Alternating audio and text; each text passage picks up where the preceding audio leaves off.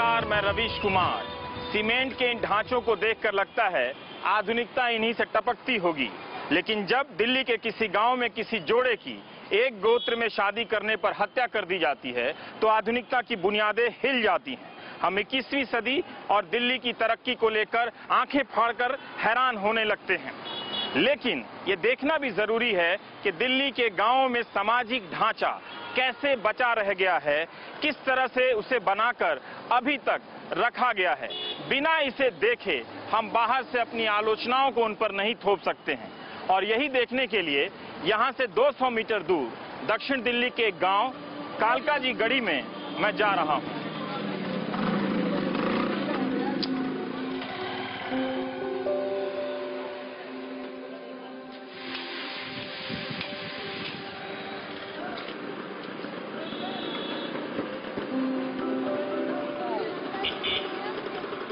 बेतरतीब शहरीकरण से आसमानों में बनते सुरंग और जमीन पर बजबजाता बाजार, पांव रखने की जगह नहीं, लेकिन घर के भीतर ड्राइंग रूम में 15 लाख की स्कोडा कार खड़ी है। आधुनिकता की हर दुकान और सामान बिकते हैं यहाँ। मेरी नजर इन नामों पर है जिनके आखिर में बैसोया लिखा है, जैसे शर्मा पांडे लिखते हैं, मगर बैसोया गोत्र है, गुर्जर जाति का गोत्र। आप देखना नहीं चाहेंगे कि गोत्र का हिसाब किताब कैसे रखा जाता है, एक गांव की पहचान कैसे बनती है। नीम के पेड़ के नीचे बैठे पुरोहित पंडित जीत राम यही तो बाँच रहे हैं। पोथी खुलती है और इस भाट के हर पन्ने से इतिहास पलटने लगता है। बैसोई गुर्जर जिनके प्रथम मुकाम थान लिकास आए यजमान, गढ़गजनी से आए मुल्तान, मुल्तान से आए मौजी नगर से यजमान आए दिल्ली डेरा फतेहपुर, दिल्ली डेरा फतेहपुर से आए यजमान अलीपुर, अलीपुर से यजमान बसे हसनपुर, हसनपुर से यजमान बसे पेलंजी, पेलंजी से यजमान बसे यजमान कालका गढ़ी। ये मात्रा ये जो है लिखा हुआ जीत। बिना मात्रा वाली गांडवी लिपि में भाट ने माइग्रेशन का पूरा चार्ट बना रखा है। राजधानी दिल्ली के सभी 360 गांवों का इतिहास गोबर से लिखी गई इस पोथी में दर्ज है। हाँ, संमत 1972 में लिखी गई है। पोथी में परिवार, पत्नी, गांव, शादी और गोत्र लिखा होता है। पोथी बताती है कि बैसोया गोत्र के लोग अलवर के राजा कर्ण सिंह के वंशज हैं। अलवर से अफगानिस्तान गए, वहां से वापस हिंदुस्तान।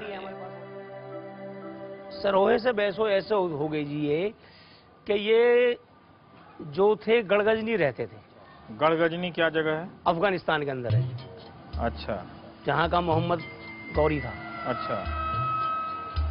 और 972 से पहले ये सरोहे थे, सरोहे राजपूत।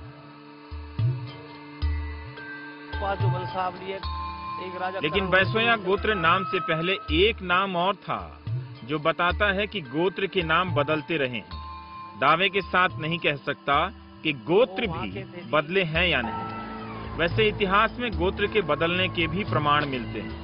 यहाँ पंडित जी ने बताया कि बैसोया गोत्र तो वही है, लेकिन पुराना नाम कुछ और था।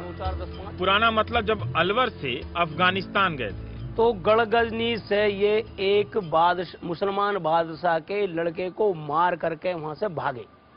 तो ये रास्ते में आकर के पीछे से सेना आ रही थी इनको पकड़ने के लिए। तो रास्ते में एक बाड़ी का खेत था जिसको कपास बोलते हैं, उस बाय में सोए, तो बाय सोए कहलाए। समझे ना जी मेरी बात है? बाय में सोए तो बाय सोए कहलाए। बाय सोए से शुद्ध होते होते बैसोए बन जाएगी। तो आप देख पा रहे हैं कि दक्षिण दिल्ली के कालका जी गढ़ी के बैसोया गोत्र के गुर्जर किस तरह उजड़ते बसते यहाँ तक पहुँचे और इनका गोत्र नाम कैसे बना। अब आप इस ध्वनि को सुनिए। हर बार बेटा बेटा बेटा सुनाई देगा। राजा कर्ण के बेटे बेटा अलसराम हुए, अलसराम के बेटा रामदत्त हुए, रामदत्त के बेटा परशोत्तम राजा हुए, परशोत्तम के बेटा राजा राजपाल हुए, राजा राजपाल। हमने पूछा तो पंडित जी ने कहा बेटियों का नाम दर्ज नहीं होता था, 12वीं सदी से होने लगा। गोत्र बेटों के हिसाब से चलता है। कालका जी गढ़ी गांव को बसाने वाले गुलाब सिंह जी का पूरा ब्यौरा इन्हें जुबानी याद है। गुलाब सिंह के 3 पुत्र पैदा हुए, झड़िया, मड़िया, रामेश्वर।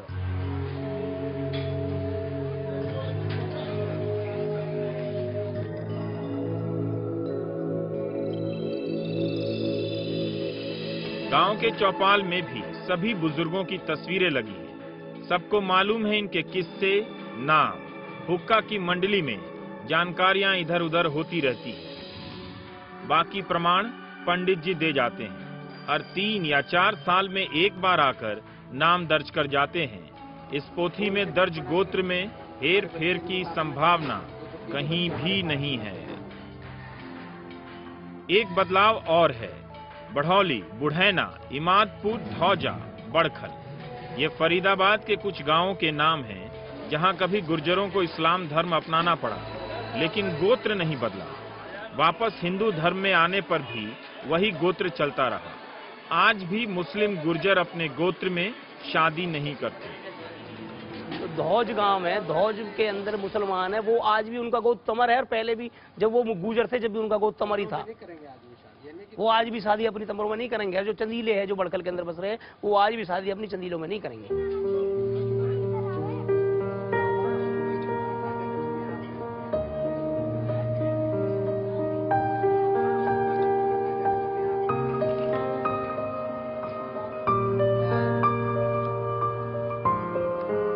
इसके बाद हम पंडित जी के साथ एक घर में दाखिल होते हैं, देखने के लिए कि गोत्र और नाम इनकी पोथी में कैसे दर्ज होते हैं। अभी हो ये रहा है यहाँ पे कि जैसे ये छोटी सी बच्ची है, स्वीट सी, इसका नाम इस पोथी में पंडित जी लिखेंगे और फिर पूरे परिवार की वंशावली पढ़कर यहाँ पर सुनाएंगे। और फिर से परिवार जो है एक बार ये जान जाता है कि किस किस पीढ़ी में कौन कौन पैदा हुए, किसकी कहाँ शादी हुई, किस गोत्र में शादी हुई।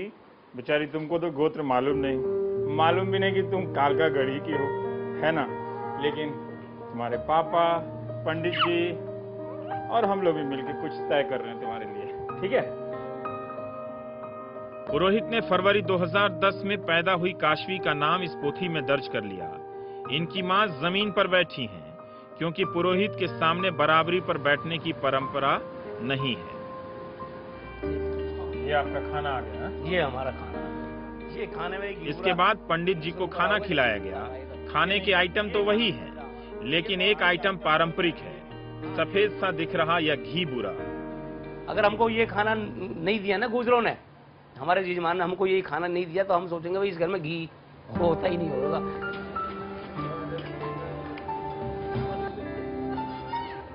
पंडित जी वापस खाट पर लौट आए, उसी आसन में, बताने के लिए कि गुर्जरों में आज तक किसी ने गोत्र के सिस्टम को नहीं तोड़ा है। एक गोत्र में शादी नहीं हुई। हमारे पास तकरीबन हमारे मोहल्ले में हमारी बिरादरी के करीब 40 घर है, जिनों के पास करीब 350 गांव है। हाँ। कभी भी हमने ये भी नहीं देखा। अब आप ये अंदाजा लगाओ ना जी कि ये जो गांव है, ये झड़िया मड़िया घड़ी काल का जो गांव है, ये भैंसों का गांव है। अब इस भैंसों के गांव में अड़ंगपुर का एक बढ़ाना आकर के बस गया, जबकि उसको बसे हुए करीब यहाँ 150 साल हो गए। 150 सालों में उसने बढ़ाना का बढ़ाना ही है वो। अब वो बढ़ाना भैंसों का नहीं बना।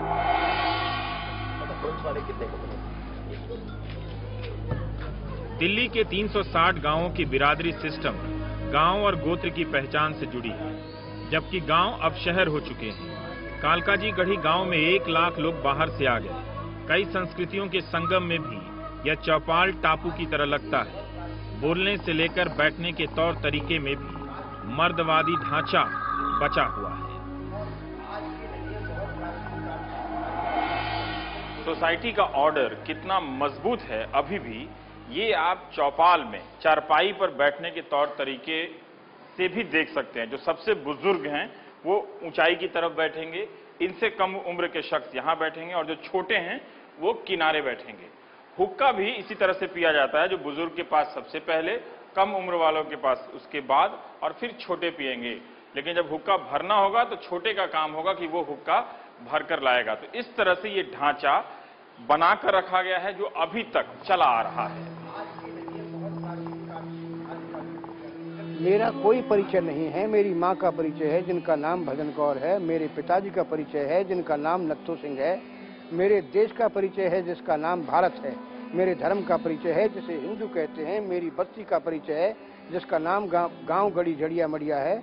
मेरी बिरादरी का परिचय है, जिसको गुर्जर कहते हैं, और जिसका गोत्र बैसोया है। इन सब के परिचय में लेखक का परिचय निहित है, इनसे अलग कुछ भी नहीं। कालका जी गढ़ी पर किताब लिखने वाले झब्बर साहब ने पहचान का मतलब समझा दिया।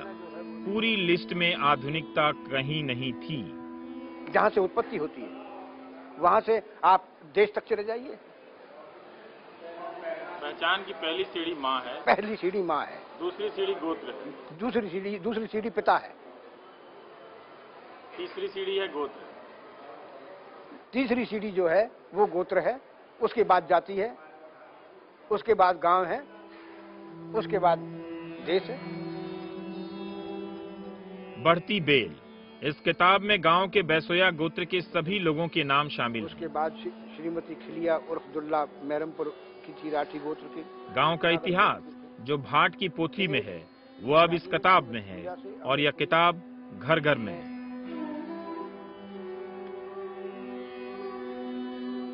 ये बेसिकली गांव प्रधान देश रहा है और कृषि प्रधान देश रहा है। आज भी इस बात को मिटाया नहीं जा सकता कि ये देश जो है कृषि प्रधान है और गांव प्रधान है। गांव में शहर बन गया। गांव में हमारी पॉपुलेशन, यस, चारों तरफ शहर बसा हुआ है, लेकिन गांव की संस्कृति हमारी बरकरार है, अभी गई नहीं है। हमारा गांव, हम सब ये पहचानते हैं कि ये हमारा चाचा लगता है, ये हमारा ताऊ लगता है, ये हमारा दादा लगता है। पीढ़ी दर पीढ़ी, यानी छोटे छोटे बच्चे जो हैं वो भी आपस में परिचित हैं कि भाई हम किसकी धरोहर हैं, किसकी संतान है। इस पहचान को भूलना, इस पहचान को छोड़ देना अच्छा नहीं है। ब्रेक के बाद मिलेंगे गुर्जर बॉयज से हेल्दी हैंडसम मगर जिद्दी ट्रेडिशनल। ब्रेक के बाद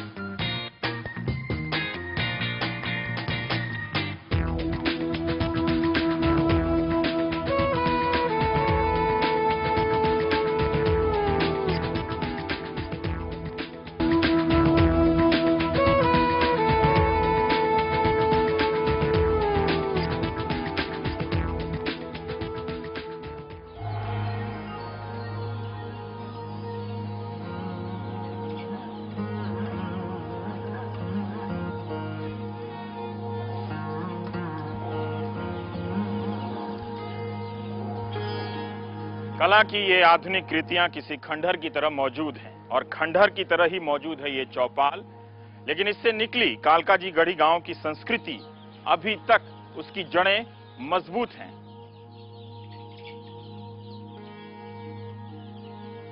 गांव की कहानी हर साल सुनी जाए, इसलिए पार्षद धर्मवीर सिंह ने इस चौपाल पर गांव का जन्मदिन मनाने का रिवाज शुरू कर दिया। हर साल बैसाख सुदी चतुर्थी को।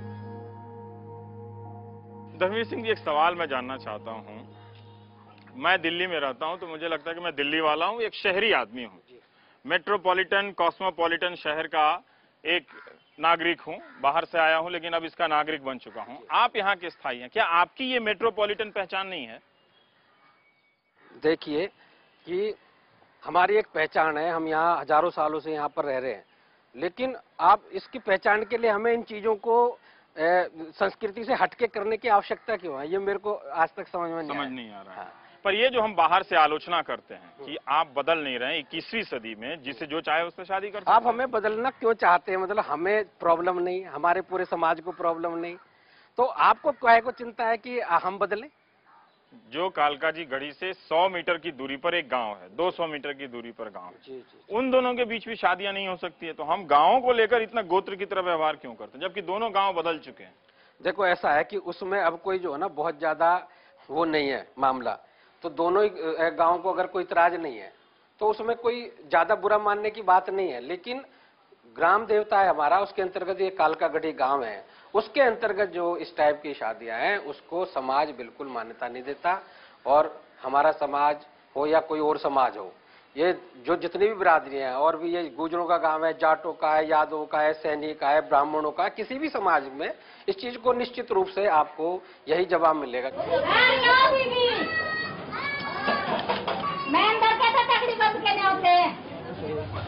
बिना नाई के निमंत्रण आज भी इस गांव में नहीं दिया जाता है।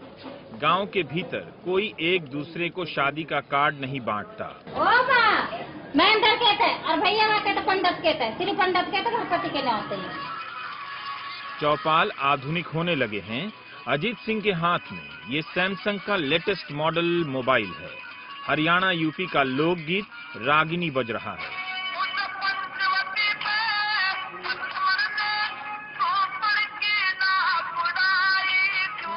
रावण ने अपनी बहन की इज्जत बचाने के लिए युद्ध किया था और लोग रावण को गलत बताते हैं। ये गाना? हाँ, ये गाना कि भाई रावण की बहन की तो एक नाक कट गई सुपनखा की, और जो राम से उसने युद्ध किया, युद्ध इसलिए किया गया कि उसने अपनी इज्जत के लिए, अपनी मान सम्मान के लिए, इसने मेरी बहन की जो है नाक काटी है तो इसकी मान सम्मान के लिए मैं इससे युद्ध करूंगा।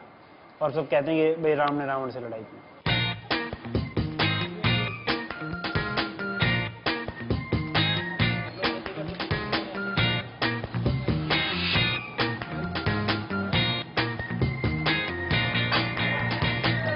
कालकाजी गढ़ी की जवानियां अपने सामाजिक नेटवर्क से बाहर नहीं निकलना चाहती। ये नौजवान 5 सितारा होटलों और पबों में बाउंसर का काम करते हैं। दूध दही के पारंपरिक पेशे से अलग हटकर भी ये नौजवान नए धंधों में आने लगे हैं, लेकिन रहने की जगह अब भी वही है। दिल्ली प्रवासियों से बस चुकी है, इनका विस्थापन नहीं हुआ है।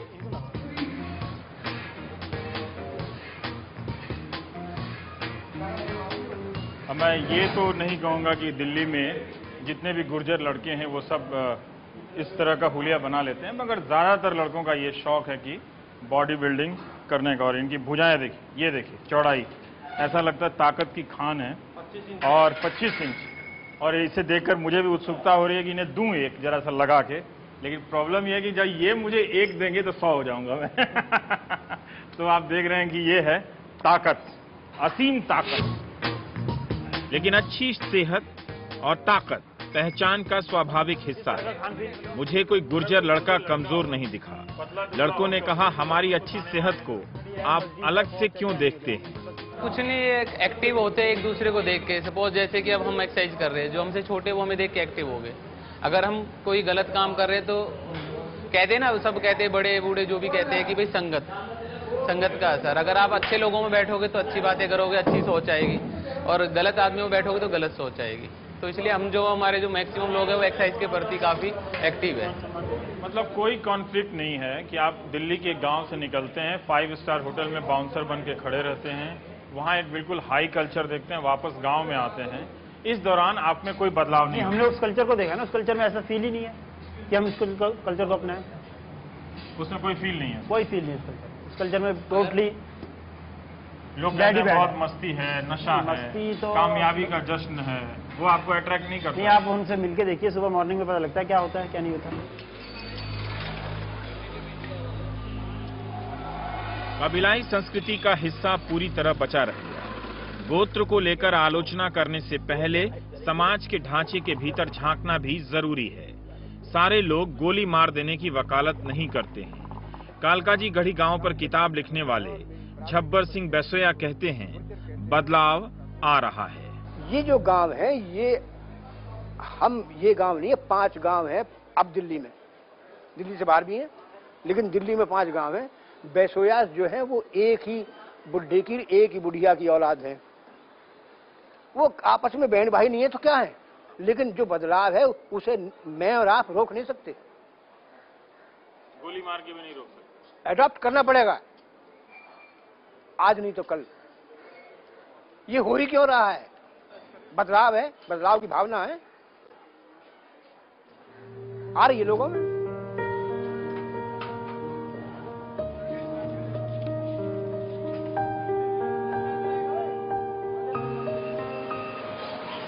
ये टॉपिक बहुत हेवी है, वक्त कम है, इसलिए बहुत कुछ छोड़ दिया। गोत्र काफी बदला है। 7 ऋषियों से शुरू हुआ, 70 से भी ज्यादा ऋषियों के नाम पर गोत्र हैं। ब्राह्मणों के होते थे, अब सभी जातियों में होते हैं। कई गोत्र जुड़े, कई गोत्र हटा दिए गए। समय के साथ साथ इस सिस्टम में भी बदलाव आया है, आता है और आता रहेगा।